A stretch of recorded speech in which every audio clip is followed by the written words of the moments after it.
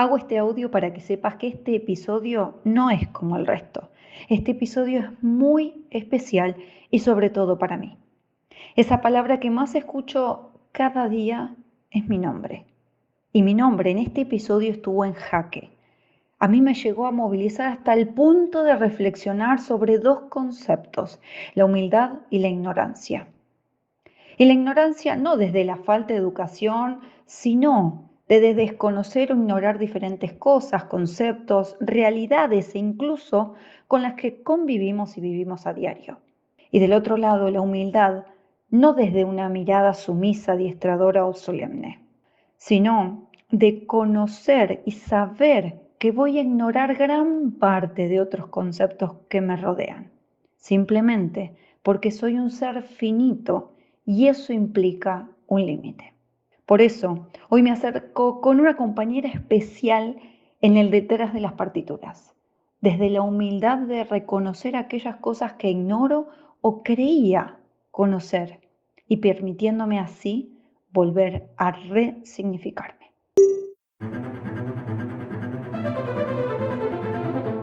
Buenas, buenas. Mi nombre es Ayelén Correa. Soy pianista, docente, especialista en medio escénico e interpretación emocional para músicos. Hoy te doy la bienvenida a este podcast que en cada encuentro te invita a descubrir el detrás de las partituras. Así que prepara el mate, té o café, ponete cómodo, cómoda, que empezamos.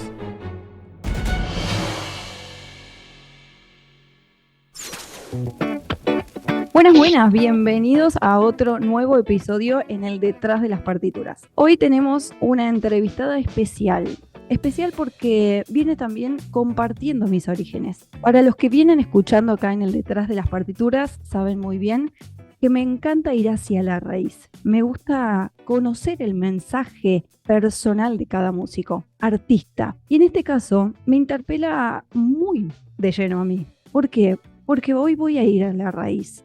Más de ustedes me conocen que mi nombre es Ayelén Correa y que acompaña a músicos a transformar algún que otro displacer con el miedo escénico. Pero más de uno de ustedes no saben que mi nombre es Alegría, Alegría en mapuche.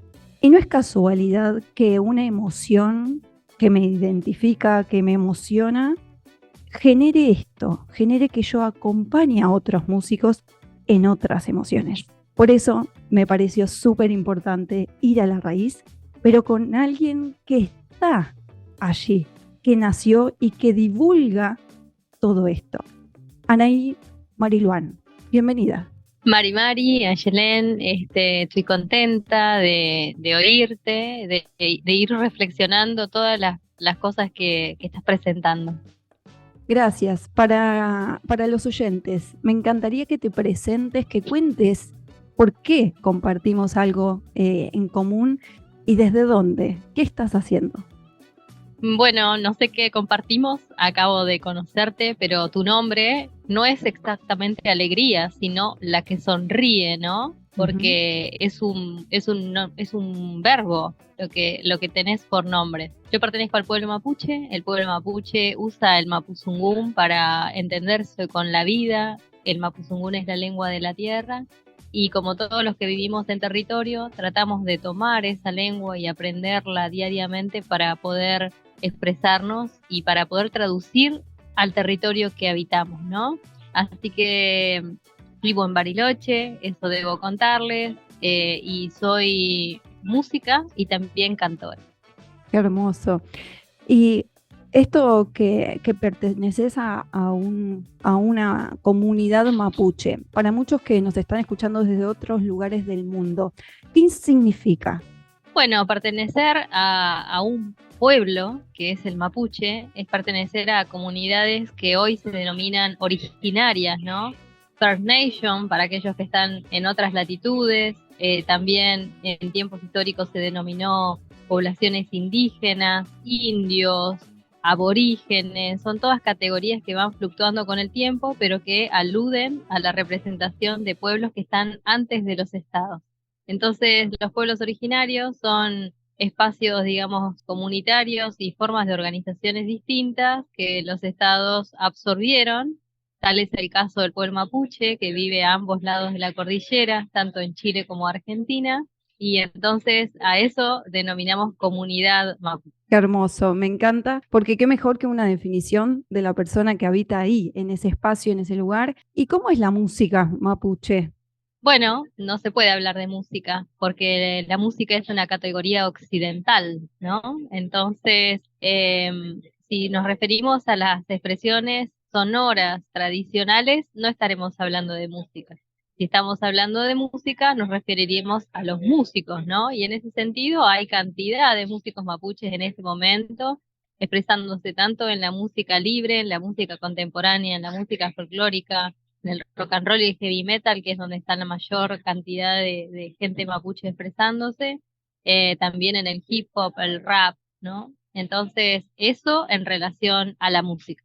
Qué bueno, y qué distinto que es uno lo que ha enseñado o aprendido incluso en las formaciones. Todos los que nos escuchan acá en el Detrás de las Partituras, en general son músicos académicos. Y esta expresión artística, podemos llamarlo, ¿sí? En general se No, no se enseña... puede llamar expresión artística porque no estamos hablando de arte tampoco. Las categorías que estás mencionando y también al público al que nos estamos refiriendo Ajá. deberán cambiar el peldaño, ¿no? Con el que se piensan las expresiones sonoras, ¿no? Lo más parecido a pensar lo que suena en un territorio es pensarlo como expresiones sonoras. Y para el pueblo mapuche tiene una palabra especial, que es ayecán, y esa palabra no tiene traducción al castellano específica como para que la podamos entender, pero creo que serviría para cualquier músico entender que tampoco tiene sentido, ¿no? ¿Para qué estamos poniendo al servicio del castellano un pueblo que no necesitó del castellano durante miles de años? Entonces ahí creo que es donde empieza un espectro que nos interesa como músicos, ¿no?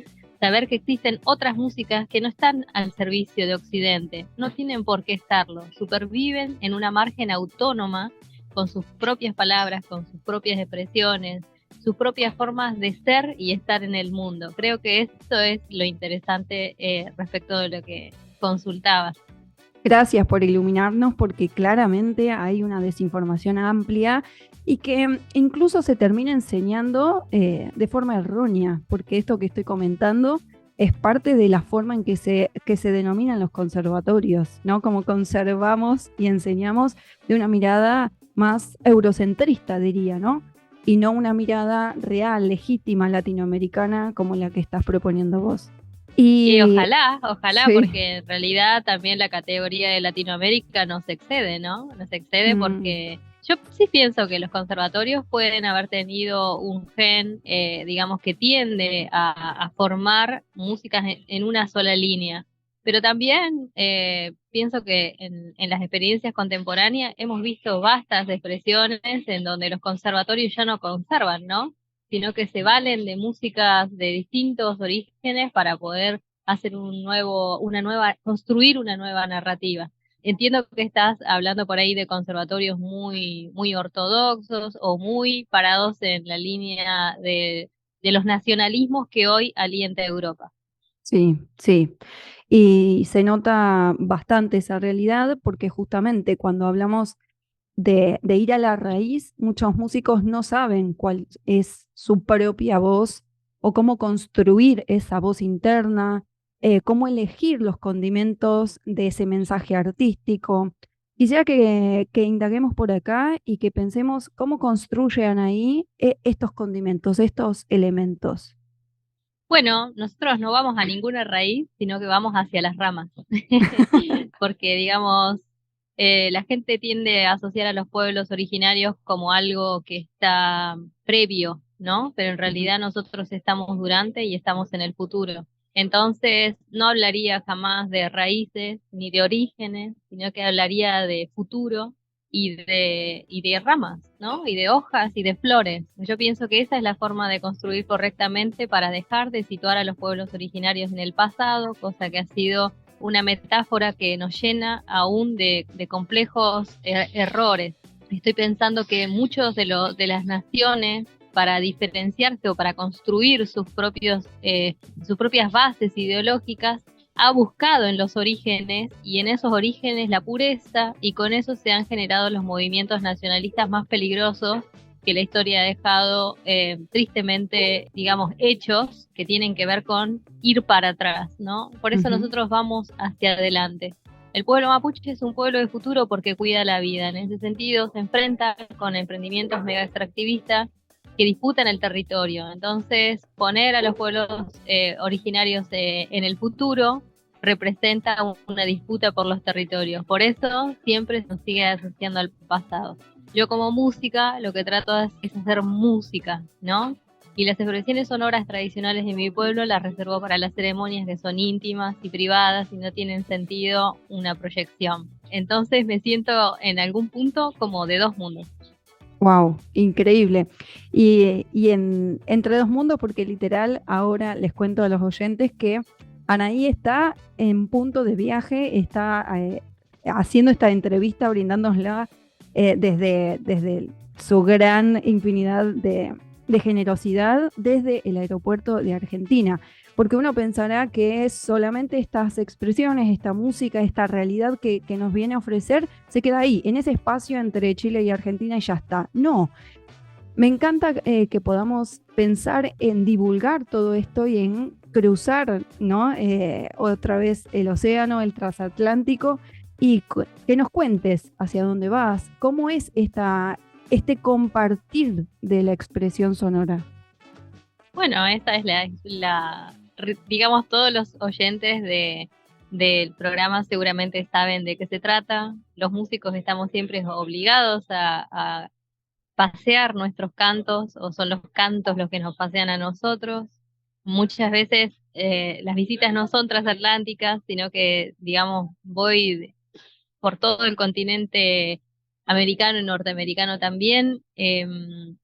Y bueno, eso, asisto a la generosidad y a la amorosidad de festivales que convocan mi música para integrar sus programas. Y el que quiere descubrir un poco más, ¿qué tipo de festivales son? ¿De qué se tratan? ¿Cómo surgen? Bueno, eso sería una pregunta para los programadores, ¿no? Porque en general yo asisto a festivales que tienen que ver con la música, con el jazz, con la música popular, con la música académica también, ¿no? Porque mi música también ha estado proyectada en distintas filarmónicas y en general no hay un rasgo particular que convoque, sino que siempre estoy yendo a distintos eventos. Qué bueno. Y ahora, como para aprovechar el momento, ¿en dónde te encontramos? ¿Cómo surge? ¿Dónde te podemos ver? Bueno, mi música, como la de cualquier otro trabajador obrero de la música, se puede encontrar en las redes de Spotify, de YouTube, de Deezer, Apple Music. No sé, estoy pensando, tengo una página web, mi nombre es Anaí Mariluán. Si ponemos música mapuche van a encontrar un vasto espectro de lo que nosotros sonamos como pueblo, y entre todos esos referentes seguramente también me encuentran a mí. Quizás haya que aclarar que el pueblo mapuche se encuentra tanto en Argentina como en Chile.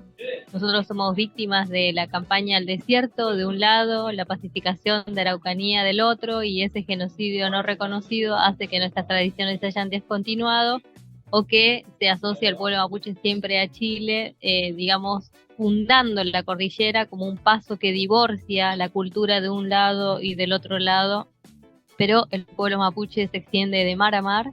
Y bueno, en el medio es donde yo vivo, es en Bariloche, queda en la cordillera, y desde ahí, digamos, las redes operan como una forma de difundir el trabajo que tanto nos cuesta hacer, pero también tanto nos da gusto mostrar, ¿no? Sí, tal cual. Y mencionás toda esta situación de la guerra del desierto. ¿Qué mejor que preguntarte a vos, cómo es la historia? Porque en general se cuenta desde los conquistados, o sea, el conquistador, y no los padecientes, esta situación del genocidio que mencionás. ¿Cómo es la historia según la realidad que ustedes vivieron? Que me parecería interesante y súper importante enaltecer la voz de esta realidad, porque muchas veces se cuenta en los manuales a medias, y me parece que incluso de una manera a veces errada, porque uno cuando va indagando realmente hay cosas que no nos cuentan de verdad. ¿Qué pasó en esa situación, en esa realidad allá hace tiempo? Bueno, no es la guerra del desierto, es la conquista del desierto. Fue Mm, una campaña militar que en Argentina se extendió, digamos, a partir de 1880 hasta 1900, entrado 1900, y las consecuencias se acarrean hasta el presente. Y por otro lado, la pacificación de la Araucanía, que, digamos, tuvo el mismo cometido, pero en lo que hoy es Chile, ¿no? ujú. Entonces, para aquellos que no conocen, el pueblo mapuche quedó prisionero de dos estados. La mayoría de los pueblos originarios están presos de los estados, presos de sus políticas y, digamos, marginalizados de sus acciones autonómicas porque, digamos, perdieron el territorio, ¿no? Entonces, en esa pérdida de la autonomía es que nosotros entendemos que ese territorio todavía es objeto de disputa, por lo tanto lo reclamamos. Nosotros no contamos nada distinto de lo que se cuenta, digamos, oficialmente, porque en realidad nosotros todavía no escribimos, ¿no? Entonces las cosas que están escritas desde las fuentes de las campañas militares que en ese momento veían a las personas indígenas deshumanizadamente. Digamos, rastros de eso tiene Europa, ¿no? Con las políticas que provocaron y alimentaron el positivismo. Las personas no eran consideradas entonces humanas y por eso todo el tipo de vejaciones que se sufrió ocurrió con los que serían nuestros tatarabuelos ahora, ¿no? Ujú. Así que recuperando esas memorias es que nosotros desandamos el camino hacia la recuperación legítima de esos territorios y esa lucha que es para el pueblo mapuche una completa dignidad, ¿no? Sí, qué bueno esto que mencionás y me hace recordar acá, yo que estoy del otro lado en Italia, que en cada lugar, en cada pueblito hay un dialecto y se respeta que cada pueblo tenga su dialecto, su forma, su estructura, su música, su forma de expresarse musicalmente, incluso la construcción de los instrumentos y que en paralelo va fluyendo el idioma que los une, que es el italiano, pero que en realidad, yo que estoy acá, por ejemplo, en San Giorgio Lucano, tienen San Giorgese, es decir, se habla la lengua lucana del lugar. Y eso ha perdido Argentina, ha perdido varios espacios en Latinoamérica y me parece que es un poco esto lo que estás diciendo, porque si no se hubiese perdido, hubiésemos tenido la región de ustedes, la región de los diaguitas, las regiones de diferentes lugares y que nos podría unir una lengua o un idioma que hubiésemos elegido, pero no pasó eso. Bueno, parcialmente porque Argentina no perdió nada. Todo Sí. eso está, ¿no? Eso está. Lo que no está es oficializado, como seguramente lo que me estás contando, ¿no? Me Mm. imagino que en San Giorgio debe haber cartelería oficial con la lengua de ellos, ¿no? Sí, está el Eh, diccionario, la parte de los libros, digamos, cómo se escribe y se lee el dialecto, pero que el ah, dialecto incluso se aprende de manera orgánica en la cotidiana. claro, con el Mapuzungún pasa lo mismo. Mm, Y también sucede con el quichua, sucede con el guaraní, todas las lenguas están vivas, ¿no? Lo que no están son oficializadas, eso indica que no se enseñan en las escuelas, que no hay cartelería oficial, pero la gente lo habla, ¿no? Y entonces sí. el pueblo, digamos, los pueblos originarios se encargan de mantener sus espacios de reunión, de Coneltun, digamos, espacios en donde se practica la palabra y donde se entiende el mundo de una forma distinta. Sí, me encanta esto que mencionás y cómo nos haría de bien, ¿no? Poder oficializar un poco estas realidades y conocerlos y hablarlos de una manera que nos pertenezcan a todos y no desde algunas situaciones que me pasan a mí. Hablo de mí y de desconocer o de conocer a través de un manual, porque bueno, Argentina es enorme, para el que nos escucha es muy larga Argentina en territorio, Y pasa que, claro, yo habité en Buenos Aires, tengo mi mamá en Río Gallego, en Comodoro Rivadavia y mi papá en Río Gallegos. Hay origen en la familia de este lugar, ¿no? De cruzar la cordillera, como decís, abuelos o bisabuelos que están en Chile. Digo, pero a mí no me llegó eso. Y qué triste, decía yo, pensaba yo, porque la cultura la hacemos en la familia, esta cuestión de pasar la información de una persona a la otra, de un ancestro al niño. ¿Qué crees que sí todavía ustedes mantienen en esa realidad que el resto, por ejemplo, de los que no vivimos por ahí cerca, no tenemos? Creo que falta algo, comunión incluso de un pueblo más heterogéneo y no homogéneo, buscando como eso la individualidad, sino esto, la pluralidad y la diversidad. Bueno, ahí dicen la tecla, digamos, no es culpa de tu familia no transmitir, sino es culpa de los estados dejar de perseguir a aquellos abuelos y ellos, en busca de un futuro mejor para sus hijos, les enseñaron castellano y borraron los orígenes por los cuales se los discriminaba, ¿no? Uh-huh. Esto es importante para mí decirlo y recalcarlo y no caer en romanticismos o también en no profundizar históricamente, porque en este momento en el mundo florecen los racismos nuevamente, ¿no? Sí. Entonces, digamos, la homogeneización a veces es una escapatoria, es un escudo para sobrevivir. Entonces, muchas de las familias no olvidaron quiénes son, pero digamos, hubo que preservar la vida. Entonces, en ese sentido, no se pierde nada para los mapuches, siempre y cuando haya alguno dispuesto a recordar, ¿no? Entonces, nosotros creemos que la división que se hace con la prevalencia de las ciudades hace que uno se emancipe de los conocimientos que están en la tierra, en el campo, ¿no? Por eso la lucha del pueblo mapuche va a ser siempre por territorio, porque sin territorio no hay espacio para la cultura y no hay lugar para la lengua.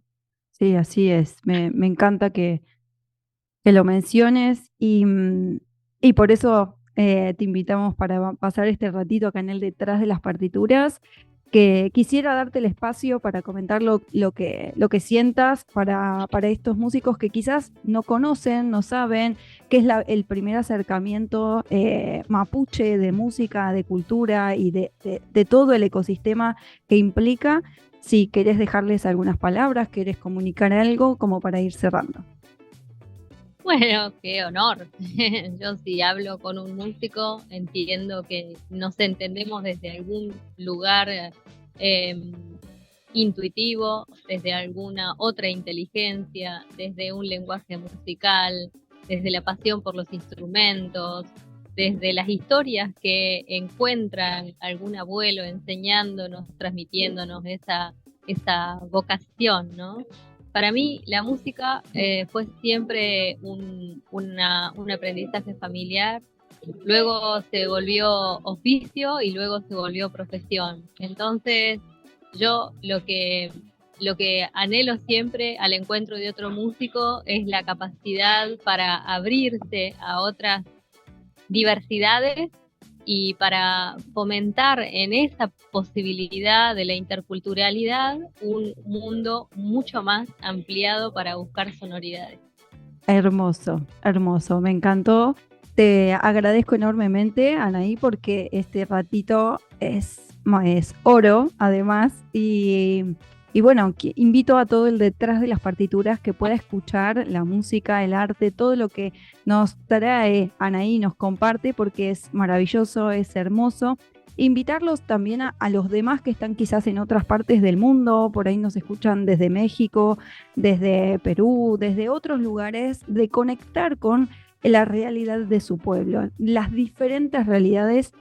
Y quienes están del otro lado, en el transatlántico, desde acá, desde Europa, que también, ¿no? Que podamos ver la transparencia de las variedades, de las diversidades y que nos unamos ahí en el sonido. Así que te quiero agradecer, Anaí, este ratito y bueno, ojalá que se repita. Bueno, muchos éxitos, Ayelén. justo estos días estuvimos viendo videos de los vientos, ¿no? Que azotan Comodoro. Y bueno, ahí también hay un canto, ¿no? Así que una alegría saber que sos de esos lugares. Gracias, ¿eh? Bueno, nos vemos en el próximo episodio.